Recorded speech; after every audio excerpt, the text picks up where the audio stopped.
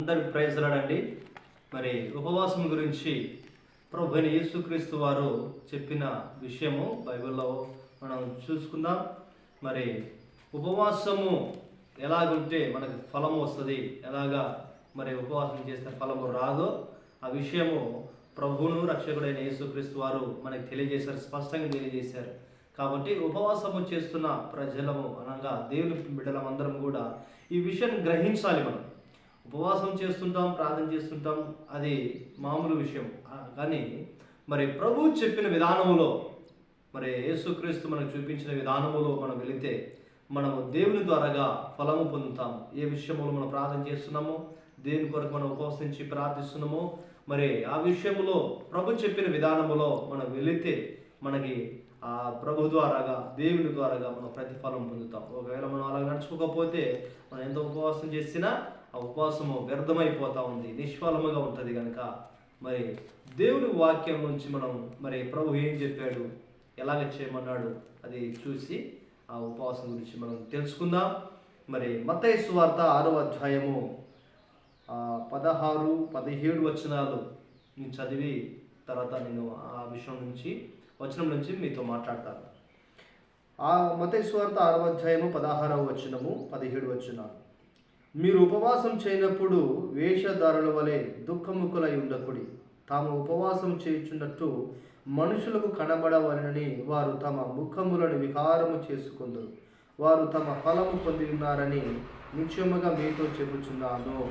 ఇది మొదటి విషయం అండి. ఉపవాసం గురించి యేసు ప్రభువు మనతో మాట్లాడుతున్నాడు, అంటే మనకి చెప్తా ఉన్నాడు ఏంటంటే, ఉపవాసం చేస్తున్నప్పుడు మనం జాగ్రత్త పడాలి.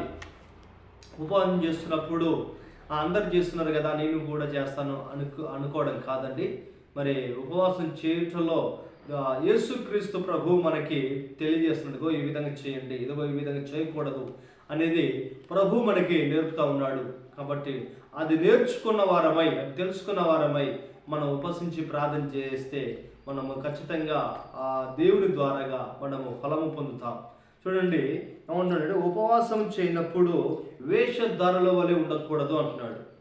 మనం ఉపవాసం ఉండి ప్రార్థన చేస్తున్నప్పుడు వేషధారుల వలె ఉంటే అది మనకి ఫలము రాదు అంటున్నాడు. ఈ వేషధారులు అంటే ఏంటంటే నటించటం అన్నమాట.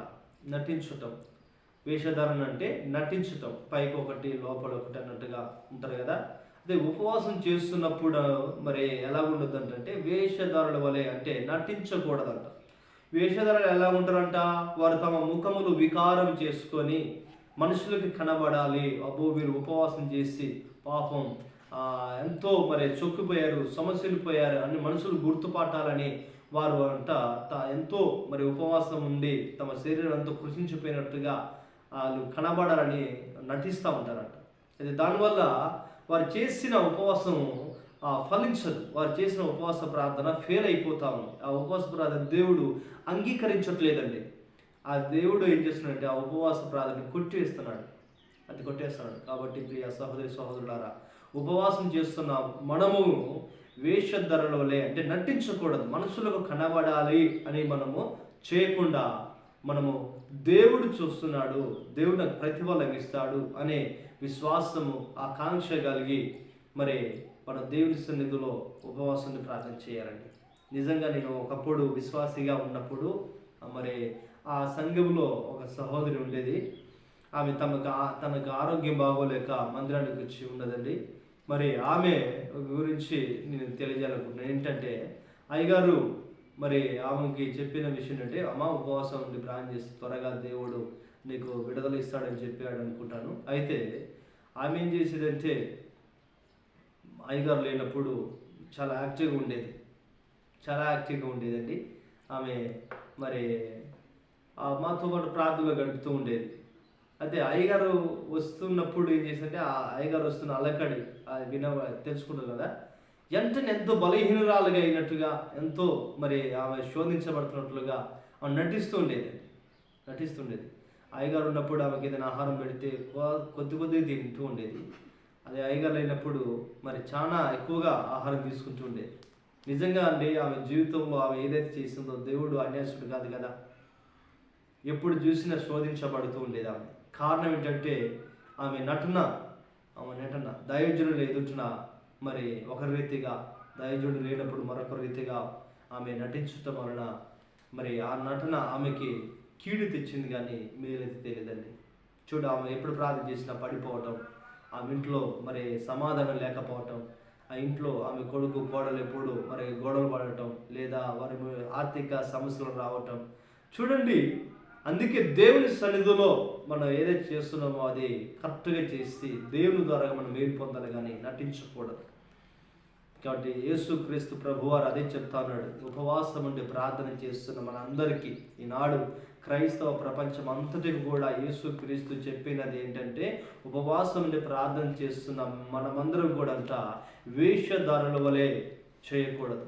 చేస్తే ఏంటంటే అది మనకి కీడుగా మలచబడుతుంది, అది మనకి నష్టంగా ఎంచబడుతుంది. కాబట్టి అది కాకుండా మరి ఏం చేయాలి అంటే 17వ వచనంలో ప్రభువే మనలా చెప్తా ఉన్నాడు. ఏం చెప్తున్నాడంటే, ఉపవాసం చేయుచున్నట్టు మనుషులకు కనబడవలని కాక రహస్యమందున నీ తండ్రికి కనబడవలని నీవు ఉపవాసం చేయనప్పుడు నీ తలంటుకొని నీ ముఖం కడుక్కునము అని చెప్తా ఉన్నాడు. చూడండి, మనుషులకు కనబడాలని మనం ఉపవాసం చేయొద్దంట. దేవుడు రహస్యమందున్నాడు. ఆ రహస్యమందున్న తండ్రి అనే దేవుడు చూసి మనకు ప్రతిఫలం ఇచ్చినట్లుగా మనము ఉపవసించి ప్రార్థన చేయాలి. కాబట్టి ఈ జాగ్రత్త మనం కంపల్సరీ పాటించాలి. ఈవెన్ నేనైనా మరి ఎవరైనా సరే ఉపవాసం చేస్తున్నప్పుడు ఈ యొక్క జాగ్రత్త పాటించకుండా మనం చేయకూడదండి. ఇది చేస్తే ఏంటంటే చాలా ప్రమాదం. నేను ఇందాక సహోదరి గురించి చెప్పాను కదా, నిజంగా ఆమె ఎంతో నటించేది. ఆ నటన తిరిగినే ఆమె కుటుంబంలో కార్యాలు జరుగుతూ ఉన్నాయి. మరి మనం దేవునితో ఆటలాడకూడదండి, దేవుని సన్నిధితో ఆటలాడకూడదు, దైవజనులతో ఆటలాడకూడదు, కాబట్టి దేవుని ప్రజలతో కూడా ఆటలాడకూడదు. మరి ఈ భయము కలిగి మనము నడుచుకోవాలి. ఉపవాస ప్రార్థన చేస్తున్నప్పుడు మనుషులకు కనబడాలని కాదు, రహస్యములు ఉన్న తండ్రికి కనబడాలని మనము ప్రార్థన చేయాలి. ఉపవసించి ప్రార్థన చేస్తే ఖచ్చితంగా రహస్యమందున్న చూస్తున్న దేవుడు, ఆ తండ్రి మనకి ప్రతిఫలం ఇస్తూ ఉంటాడు.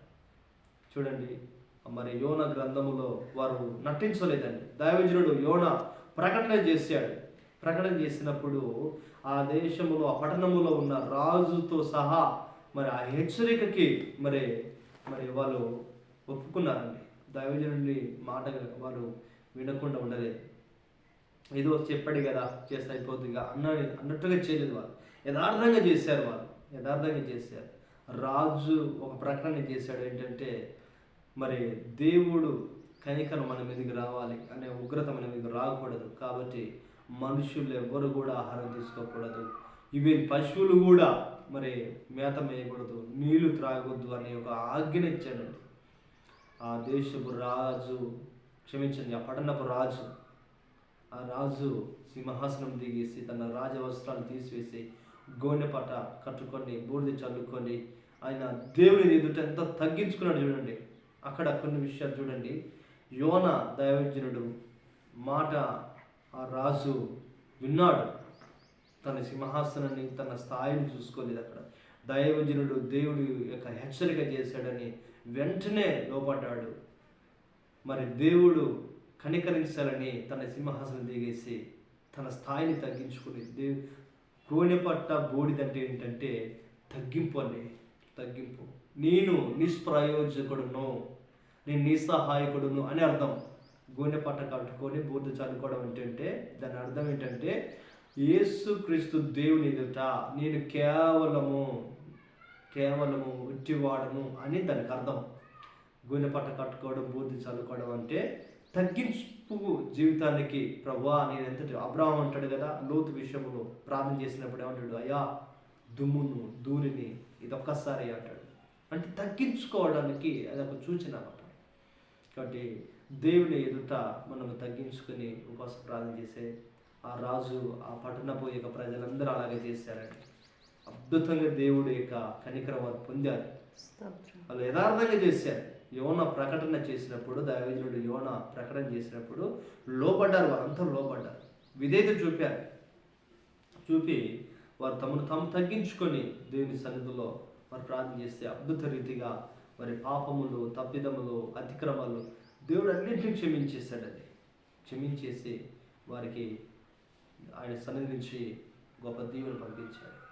ఈరోజు మరి ఉపవాస ప్రార్థనలు అనేకులను చేస్తుంటాం. మంచిది చేయాలి, ఉపవాస ప్రార్థనలు చేయాలి. చేయడం వల్ల ఎంతో దీవెన, ఎంతో ఆశీర్వాదం, ఎన్నో మేలులు. నిజంగా కొరింథీయులకు రాసిన పత్రికలో 2వ అధ్యాయం 9వ వచనం అంటే, తను ప్రేమించు వారికి ఆయన చేసే కార్యాలంట అవి కంటికి కనబడవు, చెవికి వినబడవు, మనుష్య హృదయానికి అగోచారములు అంటున్నాడు కదా. దేవుడు సిద్ధపరిచినవి అది ఒక అద్భుత రీతిగా ఉంటుందండి. కాబట్టి దేవుని సన్నిధిలో మనం ఉపవాసాన్ని ప్రార్థన చేస్తున్నప్పుడు మనం తీసుకోవాల్సిన జాగ్రత్త ఏంటంటే, ఈ వేషధారుల వలె అంటే నటన చేయకూడదు, నటించకూడదు. నువ్వు ఏం చేసినా యథార్థంగా చేయండి. ఆ నినివే పట్టణపు ప్రజలు రాజుతో సహా కూడా వారు యథార్థంగా చేశారు. దేవుని సన్నిధిలో యథార్థతను బట్టి దేవుడు కార్యం చేశాడు. కాబట్టి మనం ఉపవాసం నుండి ప్రార్థన చేస్తున్నప్పుడు నటించకుండా మనం ప్రార్థన చేస్తే ఆ దేవుడు మనకి కంపల్సరీ ప్రతిఫలం ఇస్తాడు. అందుకే అంటాడు, మనుషులకు కనబడాలని కాదు. మనుషులకు కనబడితే ఏం చేస్తారండి? అంటే పొగుడుతారు. మనుషులు పొగిడితే ఏమైంది? అది కూడా ఈశ్వరుడు చెప్పాడు. ఏమైందంట? మనుషులు పొగిడితే ఏమవుతుంది? అది అతనికి శాపం అంట. నేనున్నాను, నన్ను మనుషులు పొగిడారు అనుకోండి, అది నాకు శాపంగా మార్చబడుతుంది. కాబట్టి మనుషులకి కనబడాలని, మనుషులు ఏదో పొగడాలని, మనుషులు ఏదో మనల్ని ఉన్నత స్థితిలో చూడాలని అనుకోకూడదు. ఎందుకంటే దేవుడు మాత్రమే హెచ్చించబడాలి, దేవుడు మాత్రమే మహిమపరచబడాలి. కాబట్టి మనము మనుషులు పొగడ్తలు కోరుకోకూడదు, మనుషులు పొగడ్తలు మనము ఆశించకూడదు. కాబట్టి దేవుని సన్నిధిలో ఉపవాసం ఉంటున్న మనము దేవుడు చూసి ప్రతిఫలం ఇవ్వాలని మనం జాగ్రత్త పడి ప్రార్థన చేస్తే, ఉపవాస ప్రార్థన చేస్తే రహస్యములో ఉందన్న ఆ తండ్రి మనకి ప్రతిఫలం కంపల్సరీ ఇస్తాడు. కాబట్టి ఉపవాసం ప్రార్థన చేస్తున్న మనము ఈ 2 విషయాలు పాటించాలి. ఏంటంటే, ఉపవాసం ప్రార్థన చేస్తున్న మనము వేషధారుల వలె అంటే నటించకుండా, మనుషులు చూడాలని చేయకుండా, మనము దేవుడే చూస్తున్నాడు, ఆయనే ప్రతిఫలం ఇస్తాడు అని ఎరిగిన వారమై ఉపవాసం ఉండి ప్రార్థన చేస్తే మనం ఉపవాస ప్రార్థనకి కంపల్సరిగా దేవుడి ద్వారా మనం ప్రతిఫలం పొందుతాం. దేవుడి వాక్యం మాటలు దీవించుగాక. Amen. God bless you all.